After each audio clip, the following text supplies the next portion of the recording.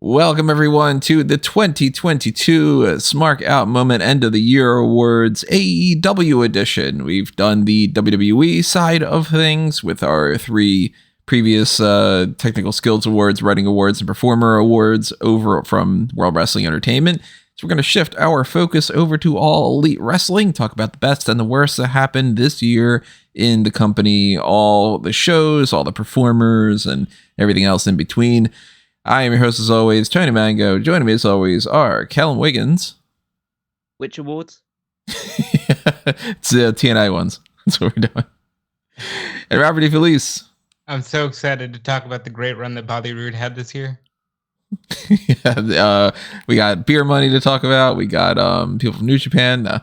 We are only doing WWE and AEW, and that is it. So for anybody that's wondering when it comes to how come you're talking best tag teams and you're not talking about somebody from New Japan or something, we get those questions every year for something. And just because there is some crossover between, the previous version of Ring of Honor or the setup with like Impact having some crossover with whatever, unless it aired on AEW television, or I guess we can kind of maybe constitute Ring of Honor. How do you guys feel about that? Honestly, I haven't really given it too much thought. Well, if we constitute Ring of Honor, my best match of the year probably changes. But, other than that, I think there's enough crossover that we could probably consider it. Maybe next year we do the AEW ROH Awards. Maybe, yeah. I don't know. I mean, I didn't really give it that much thought because to me, AEW and ROH are sort of 50-50 the same company, and then also separate enough that you can't just call it AEW. But I don't know. I mean, maybe there's a little bit of leeway there if you want to, when you're going through and you're leaving your comments of your picks and stuff, if you want to kind of factor in AEW with Ring of Honor, you can. I'm not gonna hold you to anything in particular, but my list, I don't think I have anything ROH related to it. So, kind of keep that in mind too.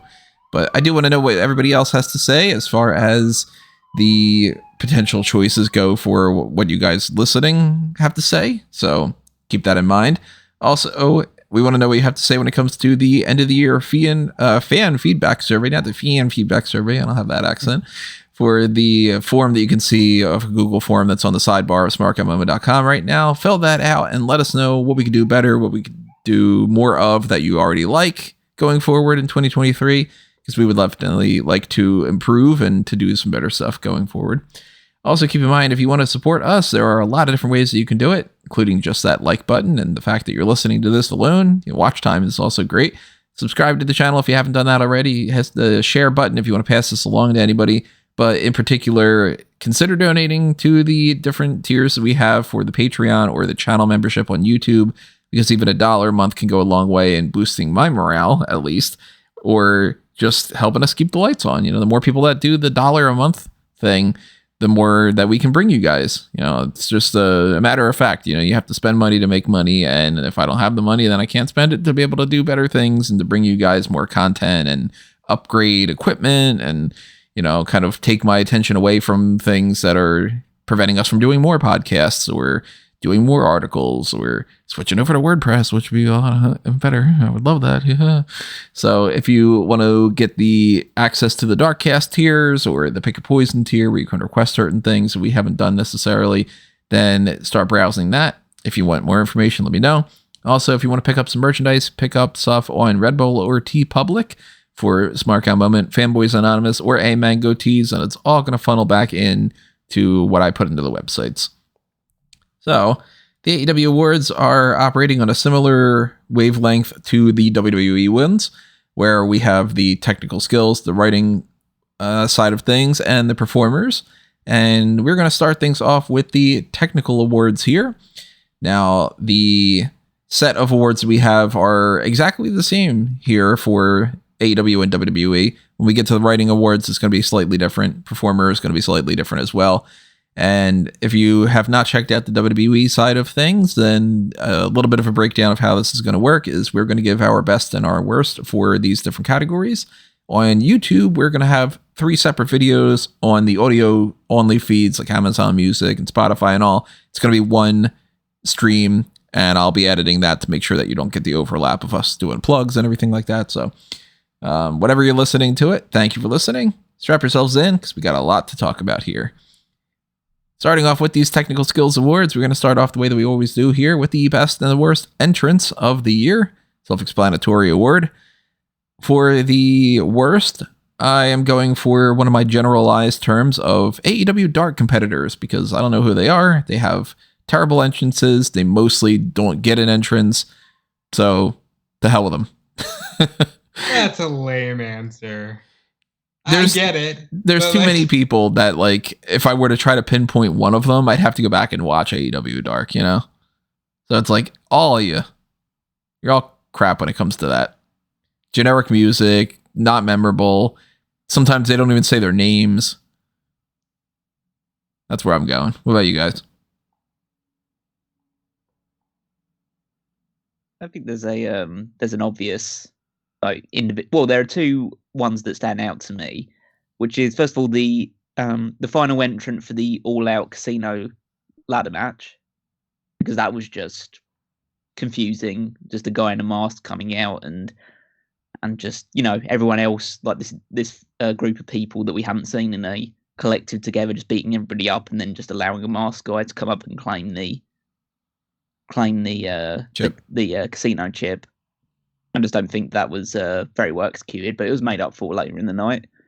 But I think the obvious worst entrance is CM Punk's first entrance as AEW World Champion, where he jumped into the crowd and broke his leg. Oh, that's a good one to go. You know that just set things in motion for a terrible run of things. Terrible year. God, it is hard to beat that. On a personal note, I would say I wasn't a big fan of Adam Cole when he did the Halo thing, just because I wish that it had more grandeur behind it. It was just sort of like, here's Adam Cole, it's his regular music, but he's wearing Halo gear.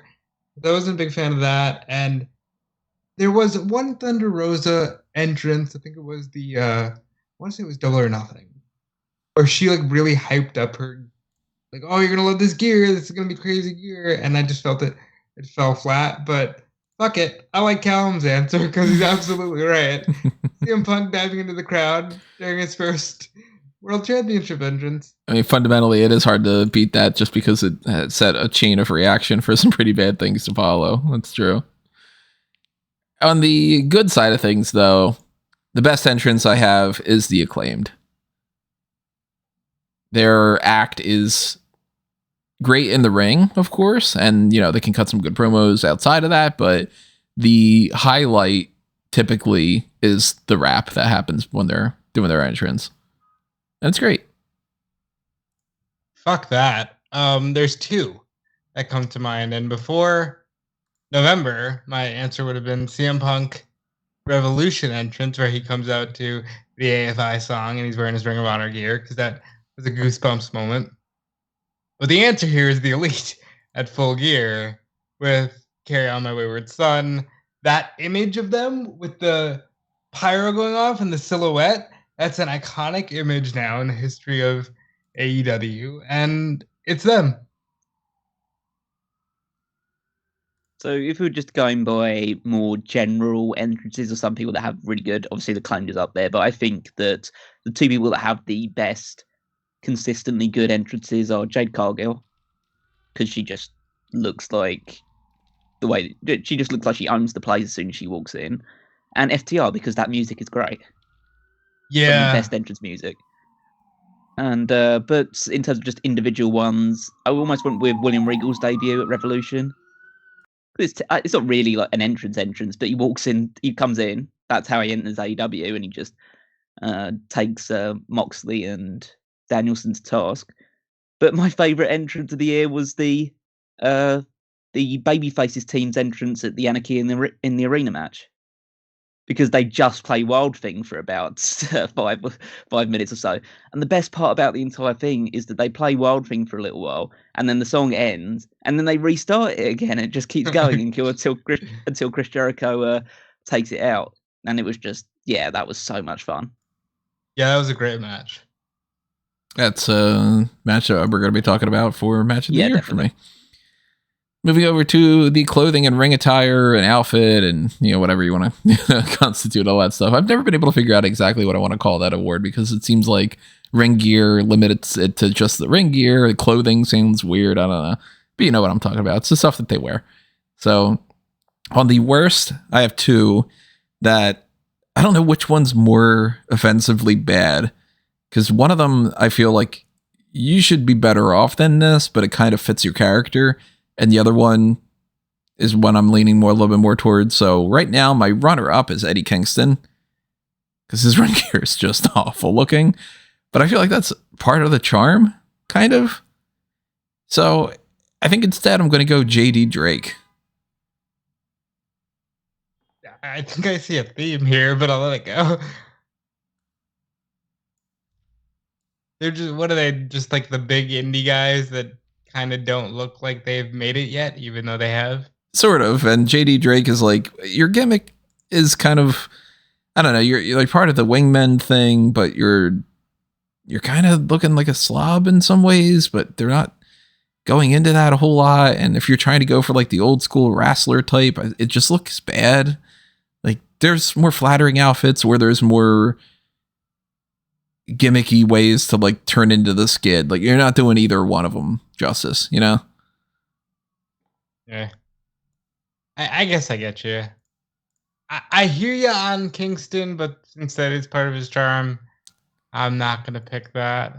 That's where I'm like, that's more of a runner-up for me because I feel like he's at a level that he should probably have something that would work better. But if his whole like, I just like throw on this kind of gear and fight thing, then it's like, well, if you change it up and you gave him, more complicated ring attire, he might not be able to project that character as much. Whereas JD Drake is, you got the, like that, like the towel that he has around his neck sometimes, and you're wearing a singlet sometimes, and then you're just wearing shorts sometimes, and none of it seems like it's actually like character work for me.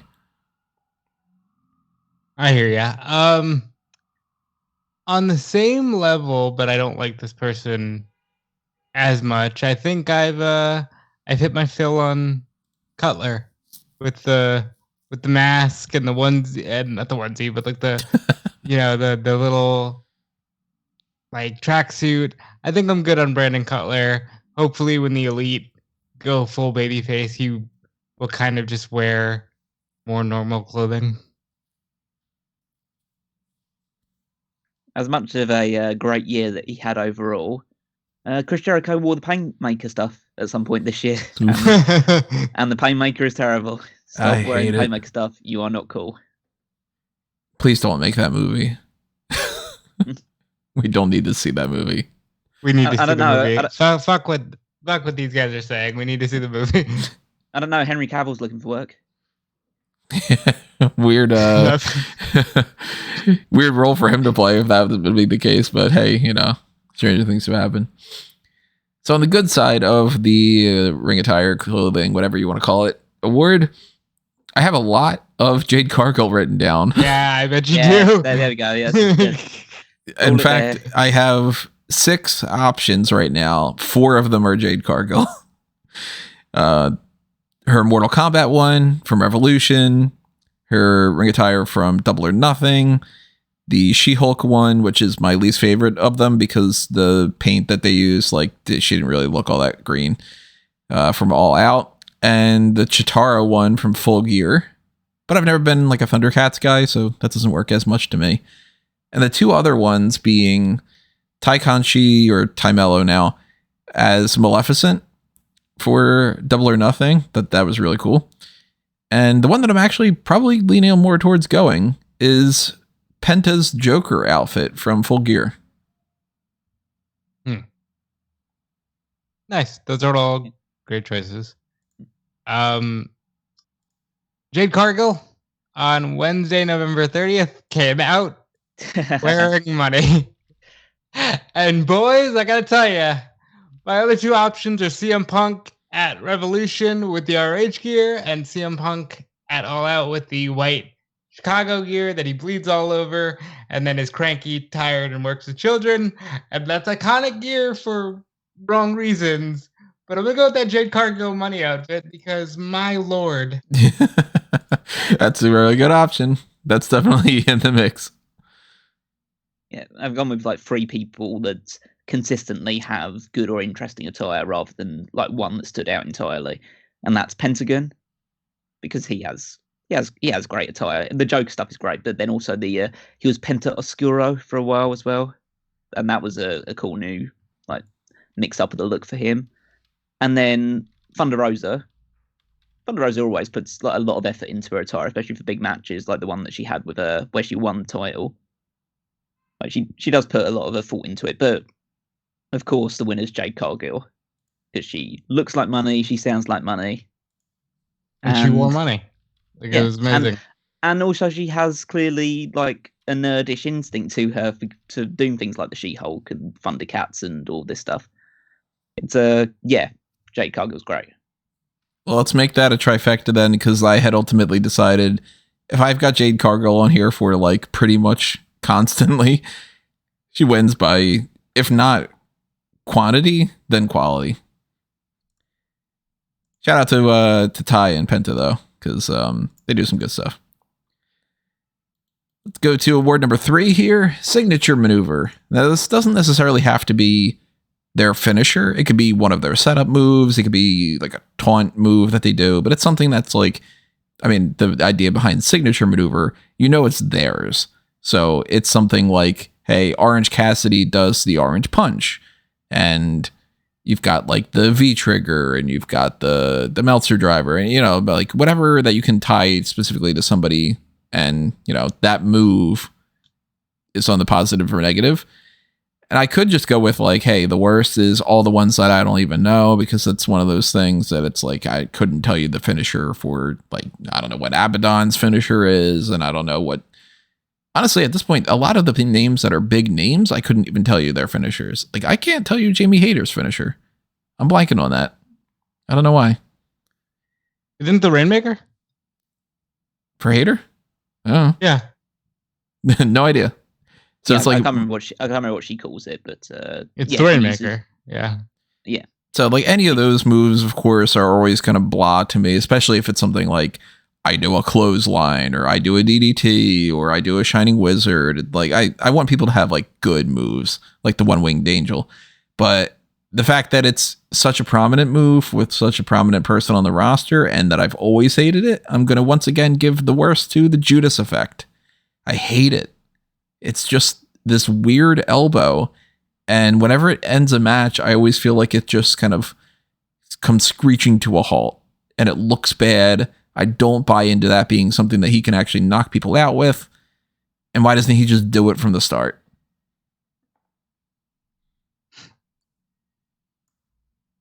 Yeah, I guess I get it. I've grown to like the Judas Effect. My worst is actually both of Ruby Soho's finishers. I don't like the kick, the Destination Unknown, I believe she calls it, and the No Future, which is basically just Sister Abigail, but with a different turn to it. I'm not a fan. I think she could do better. So it's those. So I nearly went with Jeff Hardy's Swanton Bomb because he almost crushes people every time with the because he can't land the way that he used to. That's right. You're taking the full brunt of it now, bitch. Yeah.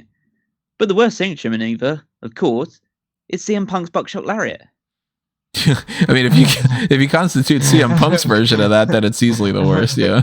Hey, he used it as a signature maneuver. He won a match with Buckshot Lariat at one point. So yeah, that's all right. Fine.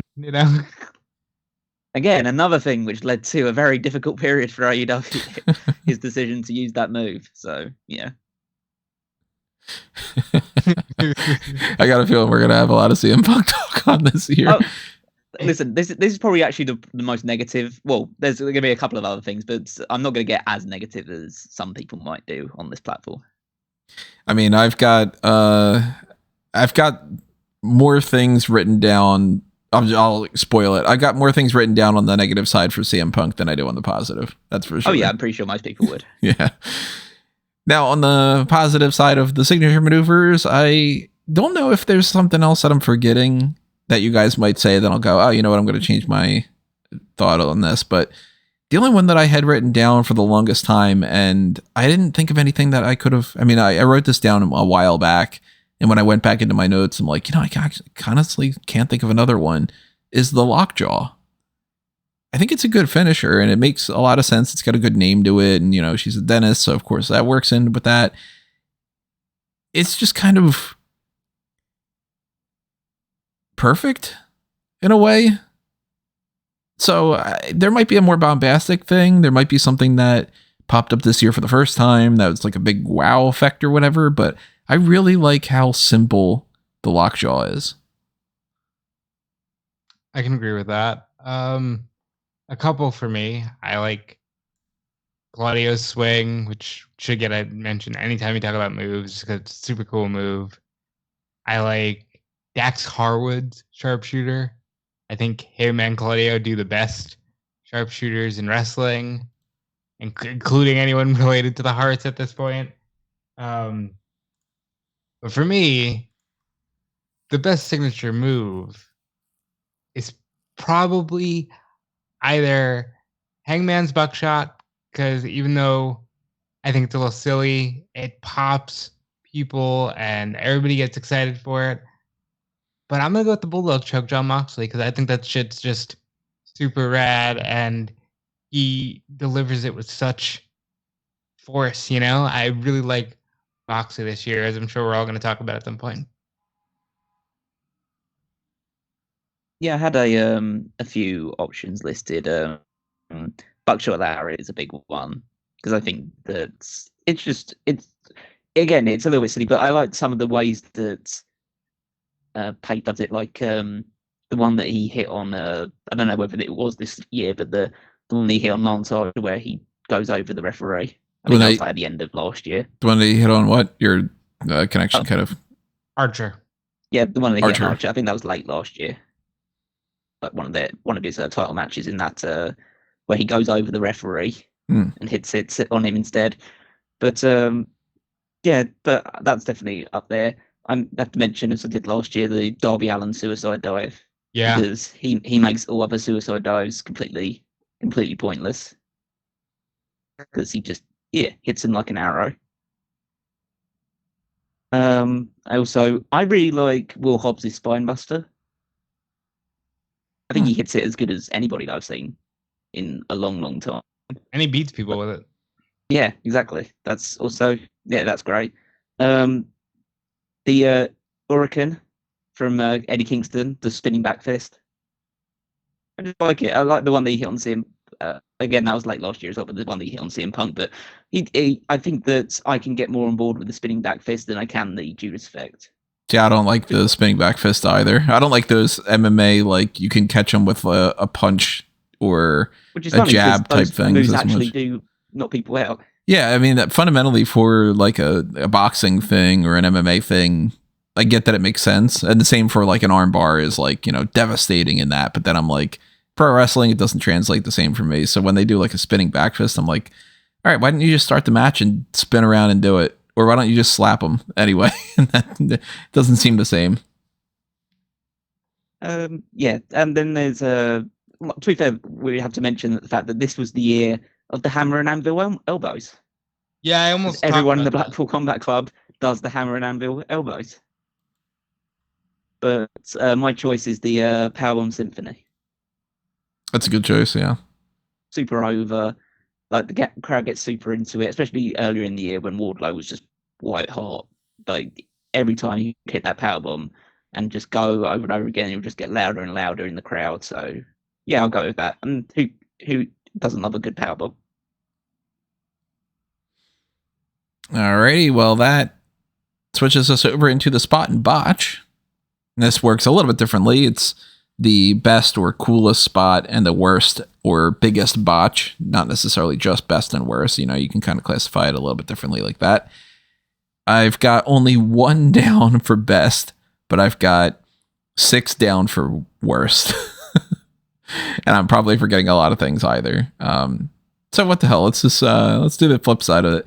The only one I have for best is Sammy Guevara's ladder cutter from Beach Break. Absolutely. And I have written down on a note, so good it's doubtful anything will beat it.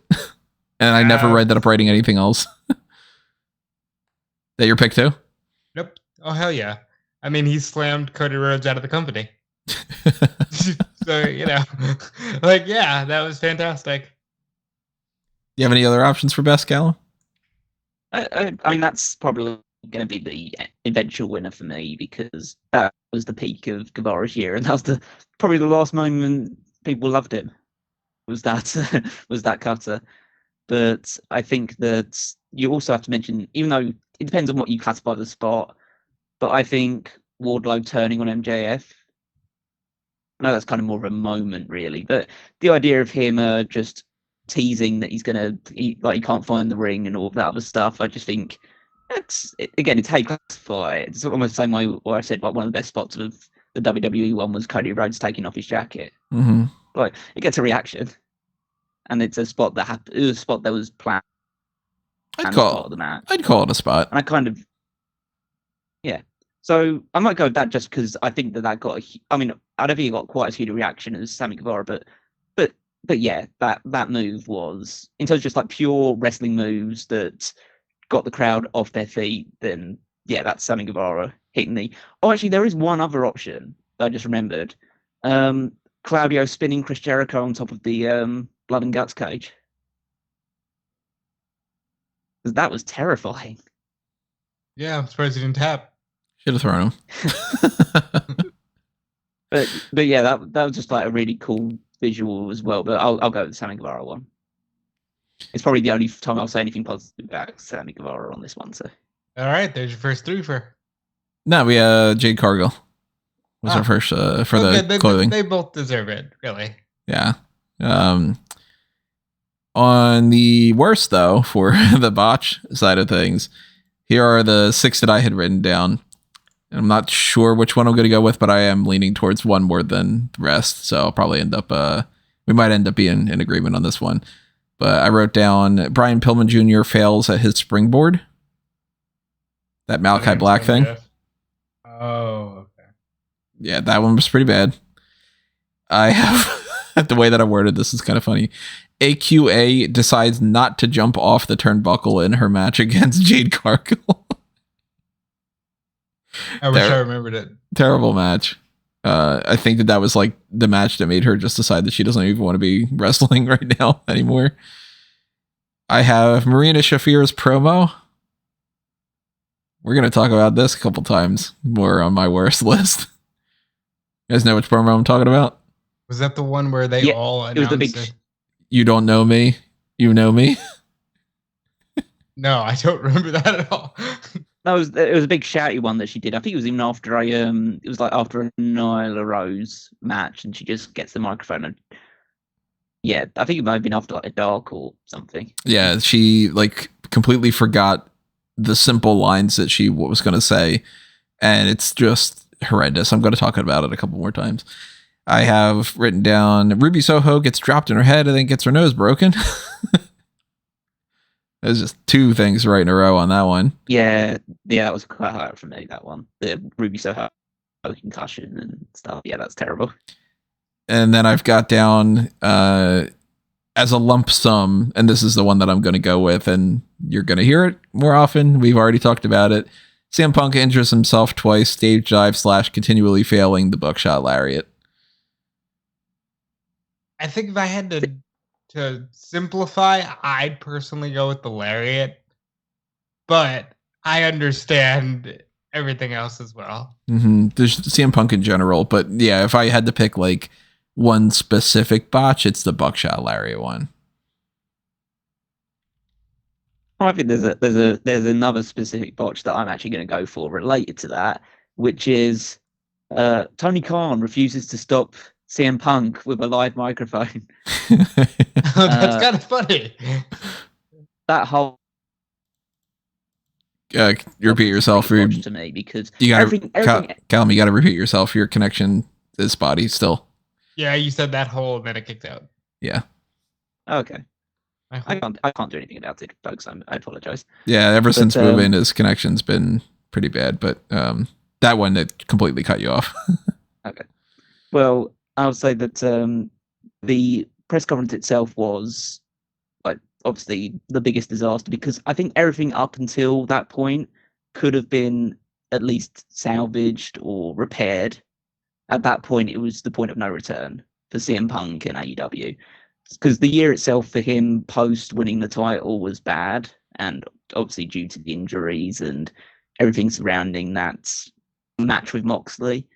But yeah, once you have that press conference and you go that route and you refuse to cut him off and try and let cooler heads prevail, then yeah, that is the end of the road with him. Would you go with Rob? I'm going with specifically the buckshot because, and I'll just explain real quick. I don't like. I still think that whole press conference issue still could have been salvaged, but you couldn't salvage what happened afterwards. But yes, I do agree with Callum that Tony looks dense for not stopping it. Mm-hmm. And instead looking like a deer in headlights in some ways. If you're talking like, company botch, yeah. So let's go over to recognition. Most underrated and most overrated. Now, I haven't actually settled on who I'm going to pick for this yet, but I have a couple different ones written down here. So on the overrated side of things, I have Lee Johnson and Lee Moriarty because I don't know a goddamn thing about either of these guys. And every so often somebody will bring them up and it's just like, I couldn't tell you which one's in any stable or anything either. But I don't think I'm going to go with them because people don't talk about them anywhere near as much as the other ones. Danhausen is a major option for me. I don't get what's supposed to be so fun about Danhausen. And it's weird because I like silly characters here and there. Like I talked about Thea Hale with Chase University and, I love Orange Cassidy, but Danhausen doesn't click for me. So when people are like, oh, I love the Danhausen thing, and I'm like, what? What do you love about it? Like, I don't get it. I feel like an old man just going like, kids these days with their fucking weird things they say. Like, it goes over my head. I don't know. But I also have, and I don't know, I might go with either of these, just the same for different kinds of things. Because the Danhausen one's like, it annoys me, but I don't know if I'd go overrated. I think everybody just kind of thinks that it's funny and like a jobber act, essentially. But Andrade, massively overrated when it comes to what he could have brought to the table in AEW this year and what he actually produced. And it's really gotten me thinking that maybe Andrade isn't as good as everybody's been saying for the past bunch of years. Maybe he hit a ceiling with that NXT championship alongside Zelina Vega. Even more so, my potential runner-up here, House of Black. Haven't liked anything that they've done this year, to be honest. No promos. I think that the Julia Hart thing was a step back. I know a lot of people think that that's like a step forward. I actually liked her better as part of the Varsity Blondes. And when I saw that they were all just returning, I was just like, yeah, I don't care. Even like last night watching Dynamite, I'm in the other room. I'm like, I'd rather just wash my dishes than to watch what's going on with this House of Black match. But I think I might have to go CM Punk on this. Because there is still a huge portion of the fan base that is just like, oh my God, Punk is the savior and he would have been the greatest thing and he's going to have the greatest feuds and the greatest matches. And since joining AEW, I honestly didn't like the vast majority of what he did, and then it ended up turning out the way that it did. So, was he worth the money? I know Callum's tried to say multiple times, and Rob's tried to argue multiple times. It's still worth it. To me, I kind of go, I think if I had the benefit of hindsight, if I were Tony Khan, I probably would say, maybe I'll go back and undo that and make myself not look as bad. I will tell you every single time the money was worth it, because it was. Yeah. Yeah, absolutely. I agree with that point. That was just to be the company that brought CM Punk back is actually just worth it enough, even for all the stuff that happened afterwards. So for most overrated, some of these are gonna hurt me because I like a lot of these guys. Yeah, I mean, for any like these negative things, by the way, just keep in mind, everybody, they could be great people. We could like them. We could like them on other things where it could be like, hey, I really hate the Judas effect, but Chris Jericho has great matches. There's variety to it. It's not like we hate the people or something. Well, some of them we might. I don't know. And I think you're going to see that with my answer, because as much as it breaks my heart, I might go with Adam Cole. Like, it's a good choice, though. He's so far from what I wanted him to be.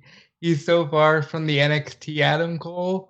I miss NXT Adam Cole. First of all, I know he's been injured, and of course, his health comes first, and I can't wait to see him back.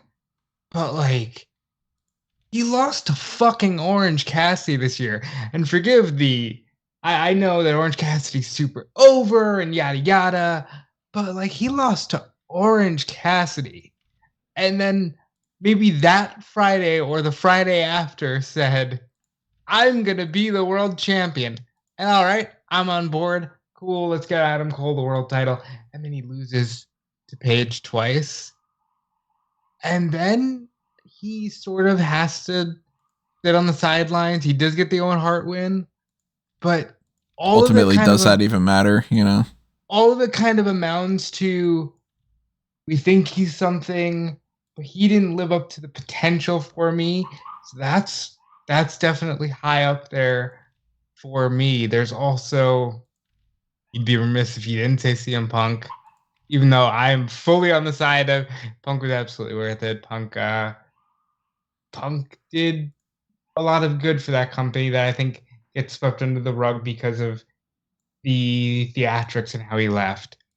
I'm not going to give it to them, but sometimes Penta really grinds my gears with the constant catchphrase. Yeah. Only because I watched him wrestle in Mexico. I watched him wrestle like a 50-plus-year-old man. He didn't do it once, and it was a great match. And I'm like, do that in America, So he's kind of up there for me. I could go on, but I really think, breaking my own heart here, I'm gonna go maybe the triumvirate of the Undisputed Elite or the Undisputed Era, and if I had to single out one in particular, probably Cole, just because it wasn't what I wanted, man.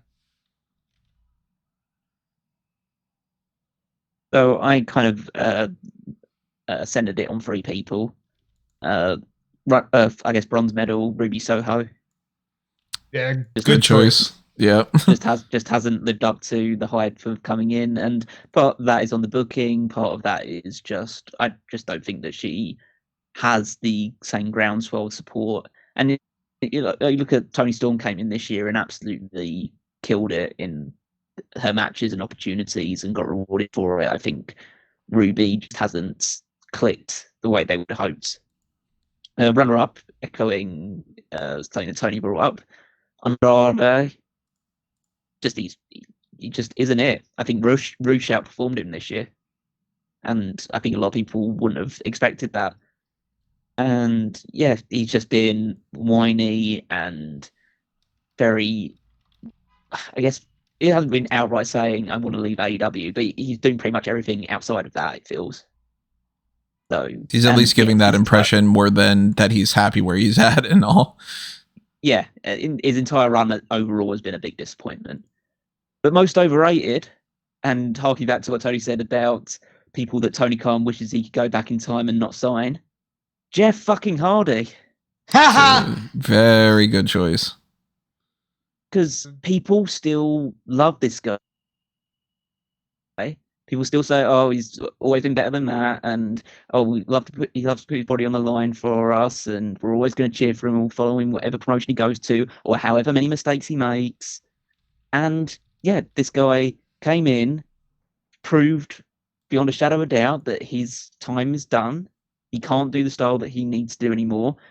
The best match that he had was against Darby Allin and probably killed him, pretty much. Like, he killed the entire run because you couldn't recover after that. He had to then wrestle the Young Bucks at Double or Nothing. And yeah, the Bucks managed to drag a good match out of a good kind of final match out of the Hardy Boys. And it's so fortunate in this cruel, quote-unquote, fist of fate that Hardy got caught in the way that he did before they put the tag titles on them, which it seemed like they were planning on doing. I don't know. I think Interim could have used another title run. So yeah, Jeff was a massive letdown this year, and a sign that not everybody that is released by WWE should be immediately on AEW's radar. I think TNA should have been enough of a red light for him that maybe give this one a miss. Yeah, Jeff Hardy is such a good pick that I didn't think of that I'm going to add him into my runner-up options because there's so much that comes with that too when it comes to the way that he left WWE and then everybody making up excuses of like, well, no, as erratic and weird and odd as that seems, let's give them the benefit of the doubt again. And then it ends up being the way that it is. And it's like, all right, if you're hyping him past what he can perform and what realistically what he's earned as far as that second, third, fourth, fifth, sixth, seventh chance kind of thing, then overrated is a very good term to put Jeff Hardy in for right there. As far as biggest disappointments and stuff go. I want to actually go back. I came in so prepared with just breaking my own heart about Adam Cole that I forgot someone that I really do feel like came across as super overrated this year because yes, we've talked a lot about CM Punk, folks. No, we haven't talked about yet. Thunder Rosa. She's another good option for that. Because her run as champion was snoozers. Not good. And then you get into all the hoopla surrounding it. And I don't know, man. Thunder Rosa wasn't it this year. I would say 1A, 1B, Cole Thunder Rosa for me. It's a shame that there are so many options for it. You know? Well, on the most underrated side, I have a couple that are in the mix. I have Lance Archer. Nobody ever talks about him. I think as long as he's not doing moonsaults. I've got Luchasaurus as an option. I don't like him. Not a fan. No. Take off the mask. You're not a fucking dinosaur. We've gotten as far as we can go with that. I have Keith Lee because I've heard so many people crapping on Keith Lee this year, and I still think that he's got the ability to put on greater matches than they're giving him credit.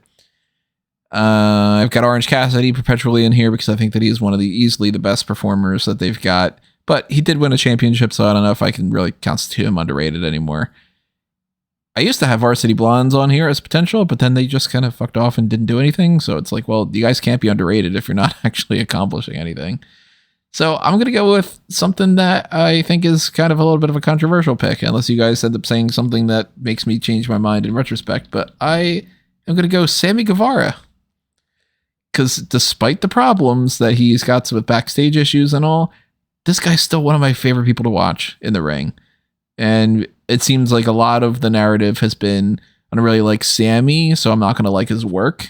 And you know, you like or dislike who you like and all. I'm not going to tell you to have a different opinion, but I still would rather watch a Sammy Guevara segment than most people on the roster. I get that. I would say Dax had a really strong year as a singles performer. I'd say FTR as a whole, regardless of how many fucking titles they're holding, when you think about how often they're actually on the week-to-week programming, I'd put them on that list. I think, Tony mentioned not even knowing who Lee Moriarty really is. And I think that that's a shame because Lee Moriarty is fantastic. I think as weird as it is to put a legend like Joe on the underrated, I think he's underutilized. I think maybe now as he's, finally healthy and finally around, maybe we'll see more of him. But I think I would say most underrated for how consistent their stuff was all year. for holding it down, even though they really didn't have to. I'd say the most underrated and maybe the most valued pickup is Toni Storm, because she came in and basically held that women's division together with fucking duct tape. Yeah, like good on Toni for doing it. And I know it's weird to say, well, she's champion, is she really underrated? Yeah, I think so, because I think there are a lot of people who looked at her and said, another former WWE chick. Ugh. And then she fucking put everything together. Like, and good on Toni for doing it. So I'm going to direct my underrated ones towards people who, well, one of the picks that I do have does get a fair amount of TV time, but mainly it's people that I think haven't had as much exposure as I would have hoped for this year, considering their level of ability. One of them is the Guns, Colton. They are fun. I think they're really good. I think they cut good promos. They have good matches. I think that they should be more prominently featured as a tag team. And I'm not saying they should have won loads of belts, but maybe they should be the ones that beat. They won't be FTR for the New Japan titles. That's not going to happen. Yeah. But we would have bought into them winning the ROH ones. Mexico, yeah. Yeah, the ROH ones could have definitely been that. Emi Sakura. She's fun. She primarily wrestles just on Dark or Dark Elevation, but she is great. She's so technically sound, and she has fun in the ring, and she's now doing this funny thing where she wins, where she kicks the referees by the knee, and she like sits on their lap and celebrates, and it's like, oh, that's so. She is a lot of fun. I think that she should be used more on TV, even if it's just for putting a lot of baby faces over. She should be appearing more on screen. Lance Archer. Got to be was the G1 guy this year. He was their representative in G1 and actually did probably more prominent things in New Japan than he did in AEW. But I think he should be utilized for more like prominent, consistent feuds. It's crazy that he never even like won the TNT title or something. No, but I always point to the fact that he did win the IWGP US Championship on AEW, and he beat Jon Moxley clean to do it, which not many people do. So I think he got that moment, but I kind of hope that he gets another one down the line. He'd be a great All-Atlantic champion. Yeah. 2.0. Yeah. What fucking good. Great tag team 2.0 are. They're so really entertaining. Option. Daddy Magic and his hard nipples. He's like almost underrated because of how good a commentator he is as well. He's so much fun on Dark and Dark Elevation. Are his nipples underrated? But we don't do the Sexy Superstars tournament anymore. But even that promo that he cut after the Blood and Guts match that they put on like the Twitter and stuff, that was great. But most underrated, where's fucking Miro? I can answer that question because I just did an article. Miro says he's ready to go and he's just sitting and waiting for the opportunity. So for clarification's sake, just because I didn't say it earlier, we are recording this on the 15th of December. It's currently 3:40 p.m. So who knows if there is something in the meantime. This is probably going to be published around the 22nd of December. There might, in the course of this next week, be more information about anything that we talk about. But I mean, Rob just did that article, so, go back a couple days and read that article. As of December 15th, there's an article on Fightful that says Miro says he's just sitting and waiting. And I'll say this, again, December 15th, so who knows what they start. But I think he's going to be Claudio's first challenger on Ring of Honor TV. So I didn't put Miro in my underrated, mostly because everything I've heard this year has been, where the fuck is Miro? Why haven't you used him? I'm going a little bit more of like underrated by like the fan base rather than by management that isn't utilizing him where they really should. But I totally see your point, because it's, if you look at it from that perspective, then Miro is arguably the answer. Yeah, I think that obviously a lot of people recognize how good is due to that TNT title run that he had and just how great he was as Rusev. The time that he was. Yeah, as Rusev as well. Everyone knows how good he is. I think it's just maybe because we only got like a month of Miro this year in the build up to Forbidden Door, and then the stuff that he was doing with House of Black, which just ended up going nowhere. And maybe if you just aim it towards that, if you're going towards the one that's seemingly underrated by management or just hasn't been given as much stuff as he should be because of his level of ability, then I'll stick with Miro. But if you're looking at one that I think the fans don't talk about how great they are enough, then I probably would go with 2.0. The 2.0, I've retroactively added them back into my runner-up shop sessions because I think that they definitely deserve more credit. Before we move on to past the recognition, what do you guys think about the idea of Cody Rhodes being on that list? On the underrated list? On the underrated in AEW, as far as being like... I think he's underrated in terms of they didn't realize how good they had it. Mm-hmm. You know? It's an interesting one to think about. Let's go with improvement in a wrestler, or the opposite of it. So we got the biggest upgrade and we got the biggest downgrade compared to where they were last year. And, it's harder for people that are brand new to the company, so you can't really necessarily pick them. But I got a lot more options for downgrade than I do for upgrade. And the main one that I had gone with originally was Miro for the biggest downgrade, because of how much we knew how great he was and how little he's done this year. But some of the other options that I did have were the Hardy Boys. Generally speaking, I mean, the Jeff Hardy thing kind of rules that out a little bit because he wasn't part of the company until this year. But, I've got Riho, because she just dropped off face of the earth. Hikaru Shida really hasn't done anything this year. House of Black, Ruby Soho, Adam Cole / Bobby Fish / Kyle O'Reilly. Mm-hmm. It's definitely one to consider. CM Punk.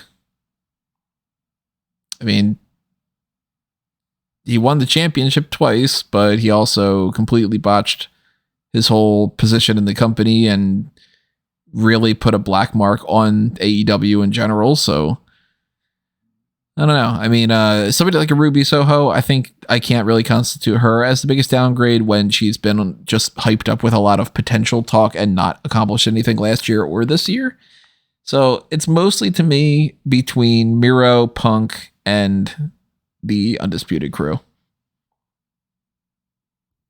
I think, on a personal, again, breaking my own heart, the Undisputed Era would be high up there. And again, breaking my own heart because I love this guy, but fucking Punk, man. Like, hurts. It hurts. It hurts a lot that this dude was on the cover of the video game. This dude was having a great run. I don't give a shit what anyone says. And there's a lot of people who try to say it. They go, oh, well, his whole run sucked anyway. No. After Double or Nothing, you can say that. But his run was fantastic. And he was my favorite part of the show by far. And I hate that we might not see him wrestling again. Let's see him Punk for me. It's hard to argue against the downgrade thing when you compare the way that the reception was and all the potential from 2021 versus how 2022 is ending. You would have thought it would have been like, step up over and over and over again, let alone, all right, by now it's you're booted out of the company and all. Any other options, or are you going with something else, Callum? There definitely are options, I'd say.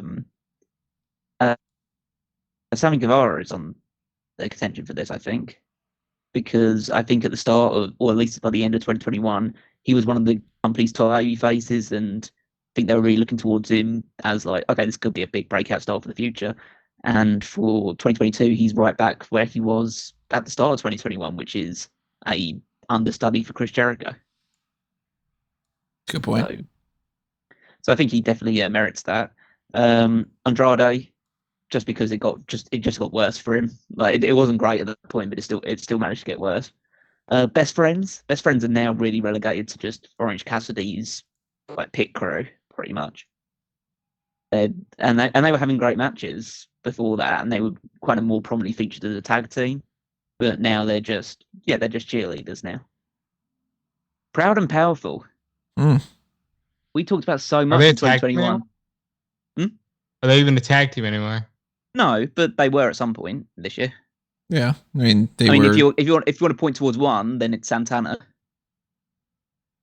because he got injured in that blood and guts match, and we haven't seen him since, and we probably won't see him again if reports surrounding that were proved to be accurate. But yeah, and House of Black weren't great, and we've already spoken about Miro not getting any exposure, and after how great a 2021 he had, just for him to just completely fall off the face of the earth, that's pretty bad. But yeah, CM Punk went from being the top star of the company and like such a huge beloved figure, like the legend returns, to being a pariah in the eyes of many AEW fans. I think that if anything, it's the biggest downgrade in terms of reputation, and I think that counts for a lot. And downgrade in what you were signed to do as a part of the company versus what you are leaving with the company. Like oh my God, we're the company that brought CM Punk back, becomes, oh my God, we're the company that's going to buy out his contract because he's getting into fights backstage with people that run the company, you know? On the upgrade side of things, though, I have two people in mind, and I think after this final battle, I might end up having to go with the opposite of what I was originally thinking. I was going to go with Daniel Garcia, but now I think I have to bump him off that spot and go with the other guy, Wheeler Yuta. Wheeler Yuta's a fantastic choice. He had a breakout matches with Knox, Anarchy. He did the Forbidden Door match with Eddie Kingston, and Suzuki was in that one. He also won the Ring of Honor Pure title twice, which apparently nobody's ever done in the history of history. That's kind of cool for him. I would say Garcia, if we would have done this in September, Garcia probably would have been the guy. Yeah. But then he really lost that off. Final battle, and then that makes it, it's kind of hard, right? Yeah, but as much as I do think Wheeler Yuta had a good year, when you're talking about just sheer upgrades, it's the Acclaimed. The Acclaimed's a really good choice for that, yeah. The Acclaimed were a jabroni dark team. They got paired with the Ass Boys. They turned that into a phenomenon. And scissoring is super over, which is a weird sentence. You know, like, the scissor me daddy ass is a thing, and God, everybody loves them legitimately. I know that's their catchphrase, but everybody loves the Acclaimed. And I think that they have become one of the staple acts in AEW, and they should be commended for that, because was it last year that Caster's future was uncertain after he made those comments about Simone Biles? So, I think it was still this year. If it was still this year, but I mean, they did get a massive boost from this year. Like they have to go at least as a runner-up for me. Yeah. For me, they really kicked it in, because I never thought the idea of the Acclaim beating FTR is just like, yeah, they did that. Why wouldn't they do that? That doesn't seem like it would have been a possibility just a little while ago. So we've got Daniel Garcia definitely leveled up this year, as did Wheeler Yuta, as you mentioned, Tony.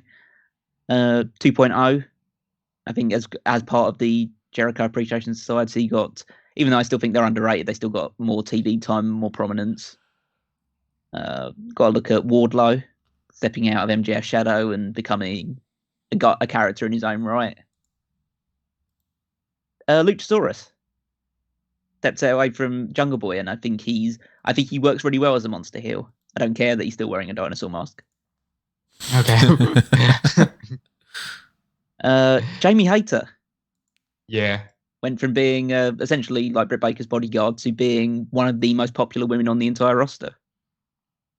And even though she's still technically a heel, she gets really, really positive reactions. And so you can only imagine it's only going to be a little while before she is feuding with Britt over that championship.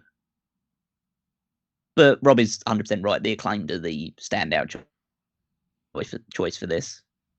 Like, they went from being obviously a fun act, but they spent a lot of time this year teaming with the Guns, with Bowens injured. and then they managed to springboard from a feud with the Guns to not only stealing their dad, but then stealing the hearts of the fans with the whole scissor me daddy ass. And yeah, and they're tag champions now, and they feel like, if you could have said to me at any point, like, oh, FTR, the only thing that needs this year for the tag titles is FTR need to win those belts at some point and just complete the set. And then it just got to the point where you just can't deny the Acclaimed. The Acclaimed are just too good. And so I wouldn't say I'm happy about it, because I still would have liked to have the visual of FTR holding all titles. But the Acclaimed are very, very worthy tag team champions. Alrighty, let's move over to ring work. And I've got written down for the worst AEW Dark dregs. I won't remember what that's necessarily supposed to be. I want specifics. I want names. Yeah, like you don't get to do that twice. I can do it multiple times to my site. There's one match, and I'm trying to remember who it was, that even like for me not watching Dark, I know it ended up being something that got passed around, where Taz and Excalibur were just like laughing at the guys. But I can't remember who they are, and I didn't write them down. So I think that's what I was referring to as the dregs of AEW Dark. And I think I wrote it down as like, look this up later, kind of, and then I just didn't. You guys know which match I'm talking about? No, because Excalibur and Taz just goof off for the entire show. That's all they do during that show, and it's tremendous. Yeah, unfortunately there are too many matches on Dark, which are most Dark matches are, average. Some of them are really good, and there's a few that stand out as bad, but none that I can remember from all the way back, probably when you wrote that down. Yeah, I'm trying to look it up right now, but come back to me on it and see if I can find it. It was like somebody specifically that I remember on Botchamania, like they were just laughing at the two people, and Taz was basically making comments of just like, oh, that's not safe, and like, different things like that. So in the meantime, what are your picks for the worst in ring? Low-hanging fruit. Actually, it's not very low-hanging at all. But Satnam Singh, I hope he never wrestles. I've seen enough of him in the couple matches that I've seen, and I'm good. I want to see it. Callum? A few options. Satnam was on there, but I'm kind of going to reserve full judgment until we actually see him have a proper match. Layla Gray, not good. Madison Rayne, she's somehow a trainer. I don't know why you talking about Madison Rayne breaks me, but it's so funny. Cole Carter, just bland. He's fine, but he just doesn't have anything about him. You think he's worth more than 2 dimes? I don't even know if that's enough, really. Parker Boudreaux. And I remember very specifically him doing a charge into the corner and launching himself out of the ring. That was funny. He's definitely not Brock Lesnar. But I think worst, and Tony, you might want to back me up on this one if you're not going to go with just a jobber from AEW Dark. And I still can't seem to find them. It's because I don't know who to search for, so I keep looking up like worst Dark matches, and then everything just keeps coming up. Jones, see what happens. Yeah, it might be. I don't know, but yeah, who do you have in mind? Marina Shafir. Okay, yeah, we'll go with her. that was so for real though. That was almost mine.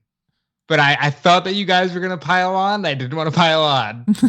Well, I'm always going to go for a push commodity over a guy or girl who's just confined to Dark or Dark Elevation, because they know that, okay, this is basically a learning experience for them, or they're on the indies and they're probably getting experience, or they're just a local talent that doesn't have any expectations on them, or at least not a heavy weight of expectations about them. Whereas Marina Shafir has been utilized. She's been in championship matches. She's been teaming with Nyla Rose for an age, and she's just not good. She just can't do things in the ring. Like, she doesn't bring that intensity that you'd expect from someone who's well-versed in MMA. She is just very boring. And when she does try and do something that's a bit more intricate, fucking hell. Intricate. There you go. I might cut I out speak there. English. Yeah, But, the connection's perfectly fine for that. Yeah. Yeah, when she wants to do something that's more intricate, she just completely flubs her lines like I did just now. We'll talk about more about her flubbing her lines when we get to the next one. Another person to bring up that we've been talking about here that I forgot to add into here, Jeff Hardy. He had a great match with Darby Allin, so I'm gonna allow him to be okay with that. That's somebody to keep in mind. Here's the thing with Jeff, though. Jeff came in, and while the matches might not have been up to dream standards, he had all the matches you could possibly wanted. He wrestled Adam Cole. He did the Young Bucks match with Matt. He jumped off of something with Sting. I mean, like, they got a lot out of Jeff Hardy in the brief time that they had him. So I can't really knock that too much. Let's go over to the positive of in-ring work. And I think I've picked the same person almost every year at this point, which is kind of funny. And I'll be picking him again unless I end up switching my mind in the meantime or something. But I really want to give another shout out to Jungle Boy. He always has a good match. I hear you. Bryan Danielson exists, though, so likely going to be him for me. I would also give a shout out to Moxley for consistency, FTR for just having great matches all the time. But Bryan Danielson still exists, and he's still working at a very high level. So I got to give it to Bryan Danielson. It's got to at least be a runner-up, if not the choice, yeah. Yeah, Danielson's very high up there. Moxley's high up there. MJF doesn't wrestle often, but when he does, he's always great. So MJF is what he says he is when he says he's one of the best wrestlers. Women's side, Toni Storm and Jamie Hayter are both great. I think they've had some really good matches. Young Bucks, I think the Young Bucks sometimes go under the radar because they're just so consistently at a high level with their tag matches that people just seem to forget about them for these kinds of awards. In the same way that some people forget about the Usos for WWE, they're pretty much in that same boat. FTR, and especially Dax Harwood, had a tremendous year in ring. And I mean, I love Eddie Kingston as well. And a name that I'm going to bring up a few more times in this on this, Konosuke Takeshita. Fucking hell, that guy's great. So good. And Adam Page as well. Adam Page, great. But I'm going to go with Chris Jericho. Chris Jericho had one of his best years in ring, though I can never recall. And the fact that he can do it at the age that he is and just turn it on and have a great run as a Ring of Honor champion and have some great matches with like Blood and Guts and Anarchy in the Arena, a full like bevy of matches from those walking brawl, no disqualification matches to really good technical matches with Bryan Danielson or Claudio or like pretty much everyone. I think Jericho and just Action Andretti just this last day as well. That was almost my biggest upgrade, by the way. That shit was awesome. Yeah. Who knows how they followed through, but that was awesome. But I thought Jericho was like, obviously Moxley is high up there as well as like a guy who just took AEW on his back and carried it. But Jericho was a phenomenon this year. I can't believe someone at his age is delivering matches at both the consistency and regularity that he does. Hard to argue against a lot of those things. Mic work. We already mentioned it, so I'll go ahead and just go straight to it. Marina Shafir for the worst. That promo is so bad. It's just, I grew up here, so you know me, but you don't know me. You know me, but you don't know me. The violins play. Violins will come into play. Or it's just, it's horrendous. Where was I when this took place? I don't you do yourself a favor. Do yourself a favor and listen to it. Either if it ends up being before we do, because we're probably recording back-to-back things right now for anybody who wants to know, before we get to the writing awards, because I'm going to mention it again on the writing awards. When we take a break from this, I'll send you a link and you can check it out because it's worth listening to how bad it is.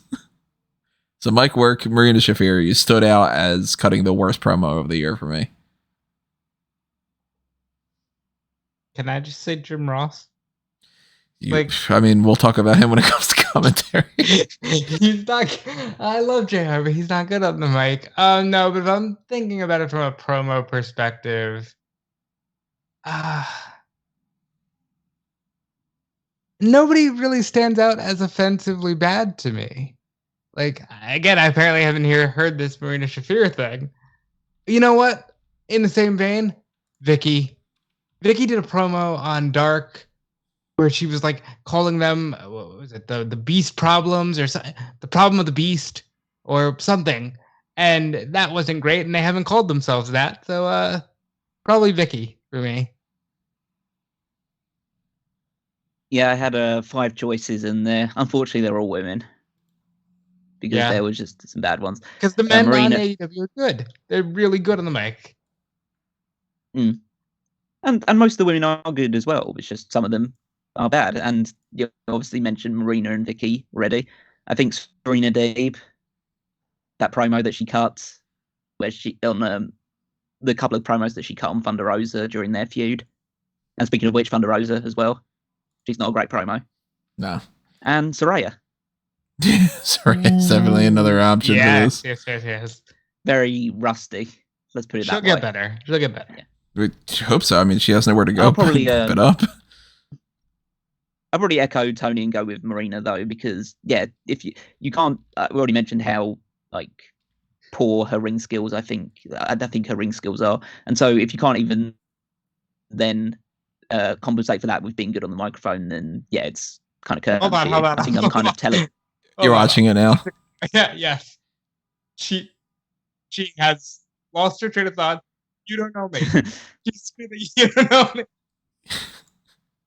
I think I'm telegraphing who like an award a lot later on now. Yeah, I mean, look, if you listen to the WWE side of things, we kept talking about positives of Sami Zayn. We end up going with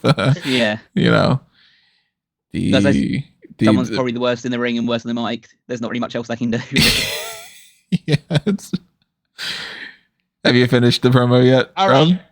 Yeah, you know what? We're just gonna go ahead and say, I'm sorry, but what the fuck was that? You don't know me. You don't know me. You don't know me. Okay. I guess we don't know her, guys. What are you gonna do? But she also says that they know her. That's what makes it even worse. She starts off with, you all know me. I grew up here, but you don't know me. That's terrible. It's really bad. And it's funny that you mentioned, like, because as you were mentioning the other names too, I'm like, yeah, you know what? I didn't add my runner-up options for this, but yeah, it's Saraya and Serena Deeb and Thunder Rosa and Vicky Guerrero. It's like, it's really, really bad. You don't know. That's so good. Well, on the good mic work side of things, I'm going MJF. I mean, we gotta get a little specific here. MJF has had great promos with Punk this year, and Punk is up on my list. I don't care what anyone says, including that fucking ridiculous tirade at the press conference. Punk on a microphone is entertaining. I loved his promo in Chicago before Moxley, where he was with Ace Steel, and Ace Steel told him to get the fuck up. That was a great promo. But really, the MJF stuff with Punk is where I think MJF shined. And then he punched the ticket with Regal on both times, really, when he turned on Regal and when he had the initial, hey, you sent me an email and I wanted to kill myself. I have to go with MJF too. So, Callum, are you making it 3? I think that's he's definitely going to be the one that I'll end up going with. I want to shout out a few other ones as well, though, because Jericho's great. He had a great year in the mic. Both Moxley and Danielson, again, just other people that are both really great in the ring, also great on the microphone. And Punk, as you mentioned, Max Caster is great. Oh, yeah, you know what? I should be back adding them in there. I should be adding 2.0 in there, too. Oh, yeah, Daddy Magic and his hard nipples. They're so great on the mic. Britt Baker. She's just so comfortable on the microphone. And Ricky Starks, especially after that promo that he cut on MJF last week. I finally got a chance to check that out. That was really good. Yeah. Agreed. But it's obviously MJF. Yeah. Agreed. some of the best segments. I mean, it's both the segment with Punk where he calls himself, well, both the one where he basically babyfaces himself and then the one where he turns on Punk the week afterwards. The stuff that you talk about with Regal, everything that was going on there. And then when he called Tony Khan a motherfucker. Fucking Mark. Yeah, oh my God, or fucking Mark or whatever, yeah. Fucking Mark forgot about that. And I don't know how I forgot about that, but this year's been so crazy. But yeah, you fucking Mark. MJF is fantastic. His promo that he cut after winning the title in the press conference as well was great, because he basically just, instead of doing the typical thing where you actually just have the press conference and sit down and you do it in a bit of a mix of kayfabe and non-kayfabe, he just came in, just cut a promo on everyone, just told them all how much they stuck to their jobs, all the journalists, and then just fucked off. I hope he never does a real one of those. I hope he always just does exactly that. I mean, he's always in character. I mean, it's one of the things, not to, to bring Sean Ross Sapp into it. I think he only ever interviews a couple of people in character. And that's like MJF and Broken Matt Hardy and stuff like that. But maybe it has gone to the point that just isn't MJF's character. That's just MJF. Well, because you're not going to get anything else out of MJF. No. And that's what makes him fucking awesome. Also, shout out to, I mentioned him with MJF, but Regal. Regal's first promo where he talks about how all of the health issues he's had and he's not too far away from his wife wheeling him towards the window for some sunlight as the food drips out of his mouth. Regal's so good. Regal is great, yeah. You got one last good year of Regal on the mic. I loved it. I thought you were going to just more turn to, ooh, Man in the Mask. Oh, Man in the Mask. I'd like to snap, crackle, and pop you in my mouth. Yeah, I like... everything Regal and Excalibur did. Our current group chat with like Wago and a couple of those guys are all names like that from that. Let me see where I am on there. I am Wonderful Croissant. You are a wonderful. Aren't I? Kaylin is Exquisite Flower Pot. We got Gregarious Christmas Pudding, etc. So, yeah, that was a great thing, hearing the random shit that he would spew out with that. And then, but he would like randomly break into an American accent, too. Like, Regal is just one of the best to ever do it in every aspect, and shout out to him. And we're going to round out the Technical Skills Awards side of things with the best and the worst match of the year. So this could go for AEW Dark, AEW Dark Elevation, AEW Dynamite, AEW Rampage, the Battle of the Belt specials, or I guess technically speaking, you could probably go Ring of Honor, just because they are sort of under the umbrella. I didn't go in that direction for writing down any of mine, but I'm not going to be opposed to somebody being like, the Ring of Honor thing that's basically under AEW. Yeah, count it. Why not? It's not hurting anybody. So I have 3 written down for worst. Technically speaking, I have 2, and then I have down, I stopped watching AEW Dark and AEW Dark Elevation because it's always garbage. Because there's no point in those shows. Every single one of those matches is just like eating up time for nothing. But I don't want to go with those answers because, like we've said before, it's kind of a cop-out. So instead, I have these 2 options. I have AQA versus Jade Cargill from February 9th, Dynamite. I already talked about that before. That includes AQA just not jumping off the rope when she was supposed to and all. But I think I'm going to go with the championship unification match between CM Punk and Jon Moxley. And we have a double because I'm also going to go with CM Punk and Jon Moxley because it was like, oh my God, what are they going to do? Wow, they can really pull this off. Or maybe Punk wins the thing and maybe they just rush a Danielson match or they rush something. And they ended in 4 minutes maybe less than that. And it led to All Out, which led to craziness. I'm also going to go with CM Punk, Jon Moxley, the championship unification match. And it's not going to be a three-peat here. It's definitely on my contention. It was one of my runners-up. I do want to point out that the terminology for this as well is not necessarily just worst match of the year, but it's least favourite match of the year. So it could be either. Because there are some matches that really disappointed me this year, considering what I was expecting, which 2 of them were Adam Cole versus Samoa Joe in the Owen Hart tournament final. I thought that match was just bland as hell. Feel that because it goes back to what we were saying about the overrated thing. Yeah, but I almost like had Joe down as one of my contenders for overrated as well, because even though he's still like Samoa Joe in presence and in promo ability, he just doesn't have it doesn't have it at the same level in the ring anymore. He just can't do it, and that's fair enough. He's a lot older, and especially of a guy of his proportions, but injured. I mean, he went through the concussion stuff, and yeah, so I can understand why it just doesn't. But I can't just say, oh, he's still great in the ring. Otherwise, because he just isn't at that level anymore. And then Powerhouse Hobbs versus Ricky Starks. Oh yeah, all out. That's right. Yeah, because we were all thinking, oh, this could be a really good breakout match for these two. In the same way that you had that Jungle Boy Luchasaurus match at Full Gear, which was, again, it might even be one of the ones that you're talking about for Best of the Year. So I won't go into too much detail for that.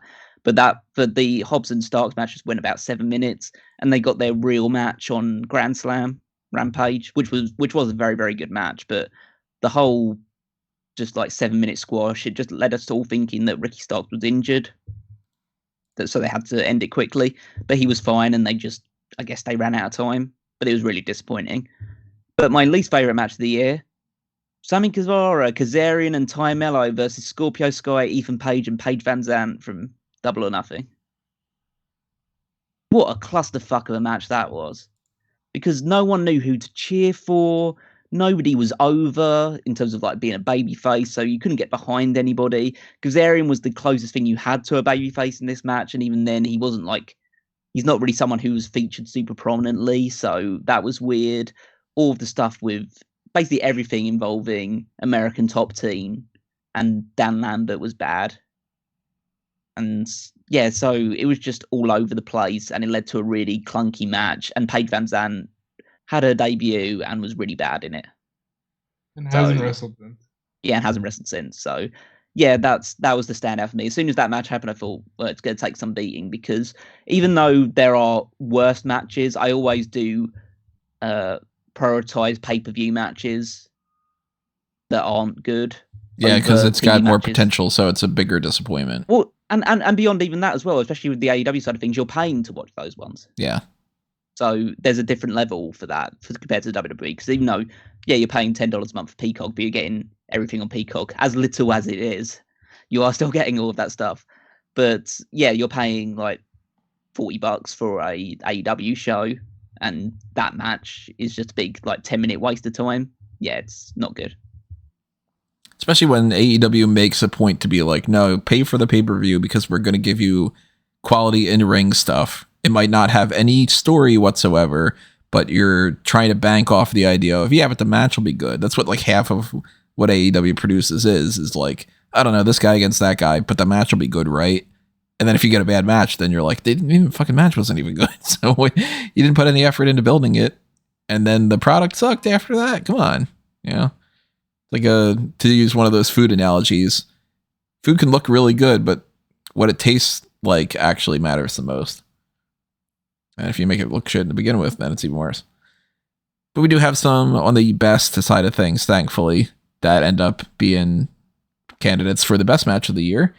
And I've got 4 written down, but I got a feeling that there's probably some more that I just, for some reason, forgot to add to my list. So you guys will end up filling me in, and I'll add some more.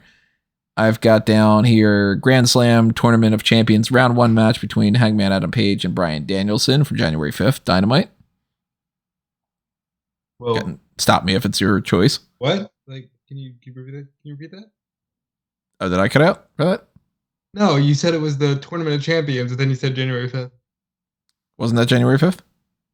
No, that was the world title match on January 5th. Oh, no, I just have it labeled wrong then. Yeah, the tournament match was their third and final in September. All right, well then, hey, Page and Danielson from January 5th. I've got the dog collar match between CM Punk and MJF from Revolution. Yep, that's up there for me. I don't know if it's my number 1 yet. I've got the Anarchy in the Arena match from Double or Nothing. Might be my choice. Yeah, it's very high up. there. I know for a little bit there, I had that written down as like a little asterisk that I enjoyed that arguably the most. I don't have. Oh, no, I do have that. Okay, I'm reading the wrong thing here. Yeah. Jericho Appreciation Society versus Blackpool Combat Club from Dynamite, June 29th. The War Games? Blood and Guts? Blood and Guts, yeah. I was going to say, I don't have Blood and Guts here, but that's because I didn't write Blood and Guts down for some reason. I don't know why these are labeled wrong. And those are the ones that I have currently written down. So what am I forgetting? So I would also talk about, there was a series of triple threat tag team matches this year.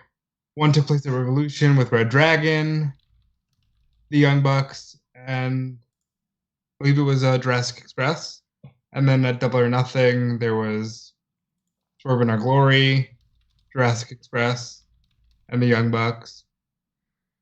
I was a big fan of those. I was a big fan of a lot of what the Young Bucks did this year, including the ladder match with Jurassic Express. I mostly because Callum did just say what he said about Samoa Joe. I really enjoyed the match he just had with Darby from, I'm forgetting the date, from December 7th with the TNT title. I thought that was the most Samoa Joe I've seen Samoa Joe in a long time, and I really enjoyed that. Up until Tony said clarifier, my pick was going to be CM Punk and MJF in the dog collar, because that was fantastic.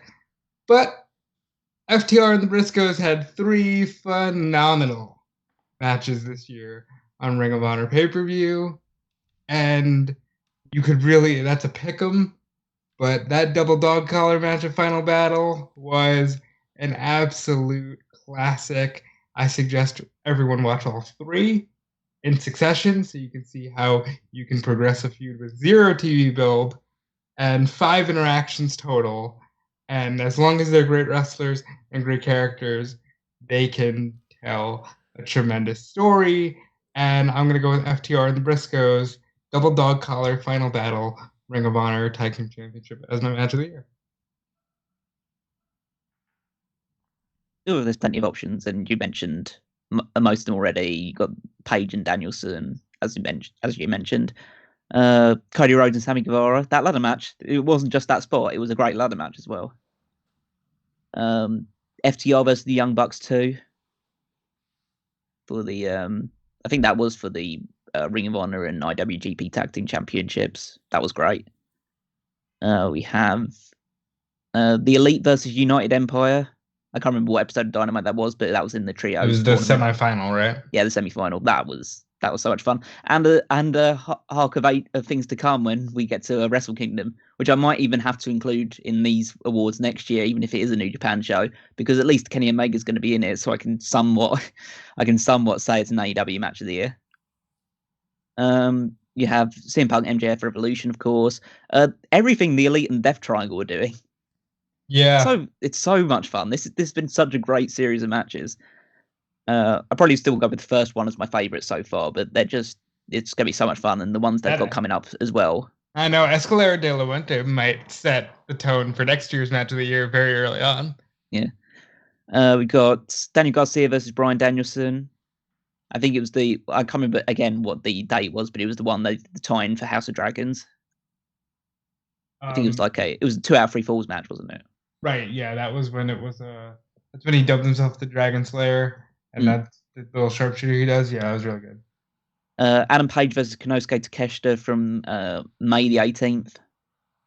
Basically, I could put pretty much every Takeshita match he's had so far on this list as well, because that guy, I can't say enough good things about that guy. One that I'd actually probably put as my favorite of the year, maybe not the best, because it's toss up between 2. It's Chris Jericho, Sammy Guevara, and Minoru Suzuki versus Eddie Kingston, Shota Umino, and Wheeler Yuta from Forbidden Door. I thought that trios match is just so much fun. Like all the character work involved and the fire that Shota Umino showed, and it's still building on this whole Jericho and Kingston stuff as well. I just absolutely adore that match. I sometimes go back and watch that one. Forbidden Door had loads of great matches, and I haven't even mentioned Orange Cassidy versus Will Ospreay. which was another really right. great match. I forgot to add that down. But I probably will echo Tony with his the one that he was leaning towards is Anarchy in the Arena. Just from the fun opening with the music playing and blaring all over the place to all of the brawling around the ring. It was a step up from the goofiness that surrounded like Stadium Stampede, and it was more serious and violent and brutal. Just everything that went on with that, and then leading to the finish where you have some miscommunication between Danielson and Kingston walking out with the lighter fluid like an actual living zombie. Just like all the blood dripping down, that camera angle that I get of him was great. And yeah, it was that match was just a hell of a lot of fun. And yeah, so I'll end up going with that. That was probably the most fun that I had watching a match this year. All right, so we have our best and worst of those different categories for the whole technical skills side of AEW. But if you think that we're done just because we're done this part, no, we are just pretty much getting started. We have 2/3 of the awards still left to go with the writing section and the performer section. So on the YouTube side of things, click on that next part. On the audio only version, we'll be right back. But I want to remind everybody to tell us what your picks are for these different best and worst awards. And tell us what you think about our picks too. You know, if you want to pick a bone about something, or if you want to be like, you know, I echo exactly what you're talking about. I would have gone with that too, or whatever it is that you want to chime in about. Leave your thoughts in the comments below and show your support in all the different ways that you can, from all the things that we've mentioned before, by following us on Facebook and Twitter at Smark Out Moment, and checking out everything else under A Mango Tree. Just go to anthonymango.com or amangotree.com. Like and share and follow and favorite and subscribe to Fanboys Anonymous and to my personal accounts at Tony Mango. Follow what Rob's got going all over there at DeFelice. Yep, follow me at DeFelice everywhere. Check out Fightful, Inside the Ropes, and WrestleZone. And now I give you over to Callum. Yep, follow me on Twitter at Wigmeister14. Check out the Power Rankings over on Smark Out Moment every single Saturday. And follow the Fantasy League as well, either on Smark Out Moment or go straight to wwefantasyleague.com. Alrighty, well, we will see you in part 2 of the 2022 AEW Awards. Coming up next, everyone. But for now, this has been another Smark Out Moment, and we are being counted out.